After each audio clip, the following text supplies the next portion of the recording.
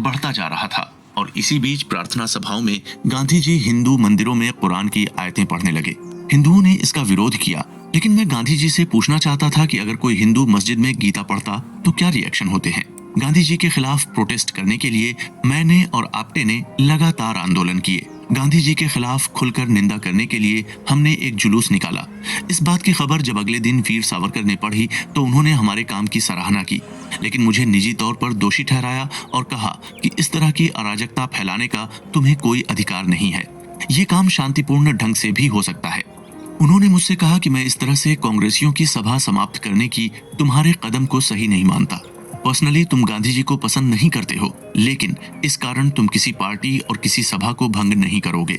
उन्होंने किसी भी दल द्वारा ईगल एक्टिविटी किए जाने का सख्त विरोध किया। इसके बाद दूसरी सबसे बड़ी घटना घटी जब बंटवारे का डिसीजन लिया गया। हिंदू महासभा अपनी शक्ति दिखाना चाहती थी और साथ ही कांग्रेस को बताना चाहती थी कि देश के प्रति सरकार का रवैया कैसा हो। अधिकांश नेताओं ने कांग्रेस के इस निर्णय की घोर निंदा की और पाकिस्तान के बनाए जाने पर आपत्ति जताई। इस बीच हमें यह भी लगने लगा था कि वीर सावरकर अब और अधिक एक्टिव नहीं रह पाएंगे। वे महासभा की एक्टिविटी और फ्यूचर स्ट्रेटजी में शामिल होना लगभग बंद हो गए थे। इसी बीच मुस्लिम कट्टरता अपने चरम पर पहुंच गई थी और पंजाब के कई हिस्सों में हिंदुओं के सताए जाने की खबरें आने लगी थीं। बिहार में मुस्लिम विरोधी हिंदुओं पर गोली चलाई गई, मुकदमे चलाए गए और ये सब कोलकाता और पंजाब में भी जारी था। जिस बात का डर हमें था अब वो सामने होता नजर आ रहा था। अगस्त 1947 के प्रकाश पर्व पर पूरा पंजाब जल रहा था, खून की नदियां बह रही थीं। अखिल भारतीय हिंदू महासभा का अधिवेशन 9-10 अगस्त 1947 को दिल्ली में आयोजित हुआ, जिसकी अध्यक्षता वीर सावरकर ने की। इसके जरिए मैं आप्टे और मेरे जैसे कई लोग एक आखिरी प्रयास करना चाहते थे। हम चाहते थे कि महासभा के सभी टॉप लीडर जैसे वीर सावरकर, डॉक्टर मुखर्जी, LB भोपाटकर जैसे लोग हमारी आक्रामक शैली पर यकीन करें और उसे ऐड करें। लेकिन महासभा से जुड़े इन सभी टॉप के लीडर और इनकी कार्यकारिणी ने हमारे सुझाव को मानने से इनकार कर दिया। भारत का विभाजन हो जाना मेरे लिए एक श्राप के समान था।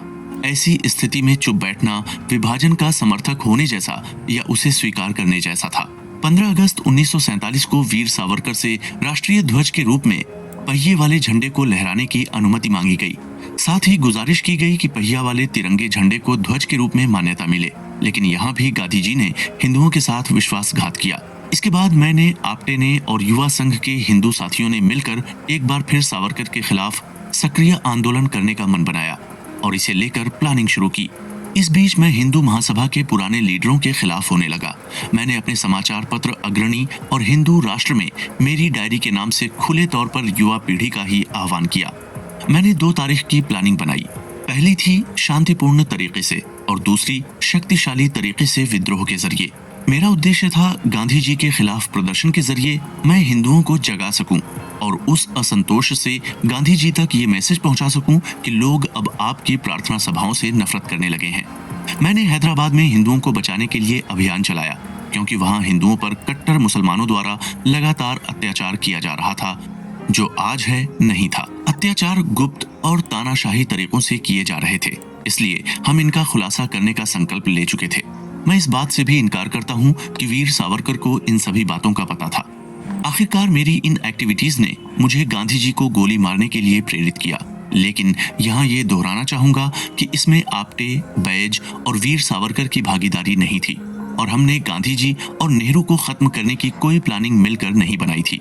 ये सरासर झूठा आरोप है। लेकिन उस समय लग रहा था कि गांधी जी की उम्र के 100 साल पूरे हो चुके हैं और मुझे इसके लिए आशीर्वाद मिल गया था।